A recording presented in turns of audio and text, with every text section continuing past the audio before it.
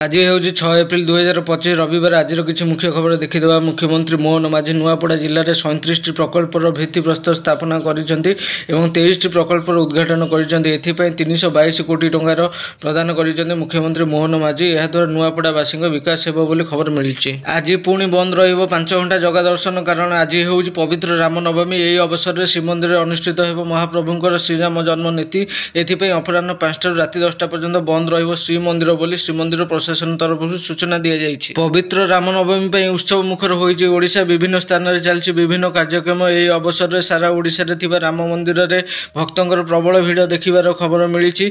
समस्ते रामलला दर्शन पर उत्सुक अछंती। एहीपरि रामलला जन्मभूमि अयोध्या रे श्रद्धालु मानकर प्रबल भिड़ देखा देइछि। जय श्रीराम शब्द रे सारा ओडिशा कंपुछि। आसंता काली पोर्तुगाल और स्लोभाकिया गस्तरे जिबे राष्ट्रपति द्रौपदी मुर्मू। 3 दशंधि रे भारतर राष्ट्रपति यह प्रथम गस्त बोली खबर मिली। परवर्ती खबर। सारा विश्व में शक्ति वृद्धि कला भारतीय नौसेना जलपथरे आउ धमकाई पारिबेनी चीन एवं पाकिस्तान। कारण प्रतिरक्षा मंत्री राजनाथ सिंह कर्णाटकर नौसेना घाटी भारत महासागर जहाज सागर को पताका देखाई शुभारंभ कर खबर मिली। ओडिशार सरकारी चाकरियों बड़ नियम। एबेठारु सरकारी चाकरी थाई कई मृत्युवरण कले परिवार सदस्यों को अनुकंपामूलक नियुक्ति मिलवा नहीं मुख्यमंत्री मोहन माझी बड़ निर्देश देथिबार खबर मिली। ओडिशावासी आसिला खुशी खबर। आयुष्मान कार्ड रे बड़ परिवर्तन। एणिक परिवार समस्त सदस्य को मिल आयुष्मान कार्ड। पूर्व परिवार पिछा गोटे कार्ड मिलूला किंतु एबे परिवार समस्त को कार्ड मिलियो बोली स्वास्थ्य मंत्री मुकेश महालिक सूचना देइचंती। यही कार्ड रे वार्षिक 5 लाख टका पर्यंत चिकित्सित होई परिबे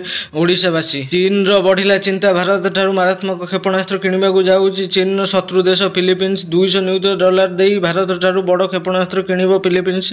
जहाद्वारा चीन भयभीत होइथिबार खबर मिली। प्रधानमंत्री नरेंद्र मोदी को मिलला बड़ सफलता। भूटान थारू आरंभ कर थाईलैंड पर्यंत सबुठी चलो यूपीआई सेवा। अर्थात एवं भारतीय माने बांग्लादेश भूटान म्यांमार नेपाल श्रीलंका और थाईलैंड रे यूपीआई माध्यम भारत को टंका लेन देन करेंगे। कटक बालीजात्रा पड़ियारू आयुष्मान भारत योजना ओडिशा रे शुभारंभ हो। यह कार्यक्रम में स्वास्थ्य मंत्री जेपी नड्डा जोगदेवे और ता सहित मुख्यमंत्री मोहन माझी और 2 उपमुख्यमंत्री बालीजात्रा पड़िया ओडिशावासी आयुष्मान भारत योजना शुभारंभ करेंगे। मुख्यमंत्री मोहन माझी को मिलला बड़ सफलता। खोर्धा जिले में हो 900 कोटी टंकार कारखाना। नेस्ले कंपानी खोर्धारे 900 कोटी टंकार कारखाना करिवो।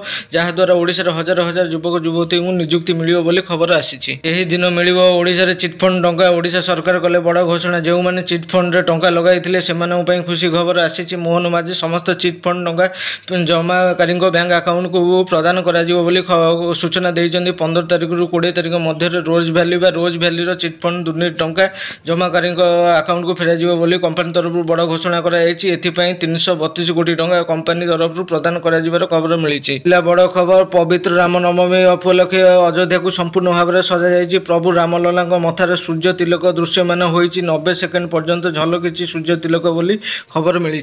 शिमिलीपार आरंभ है बाघ गणना। 50 जन कर्मचारी बाघ गणना नियोजित रही। खूब शीघ्र बाघ गणना रिपोर्ट आसो बोली परिवेश मंत्री सूचना देइछन्ति। आज न्यूज को रखुछु। आम चैनल को सब्सक्राइब करंतु और लाइक शेयर करंतु आगो को नुआ न्यूज पाइबा पई।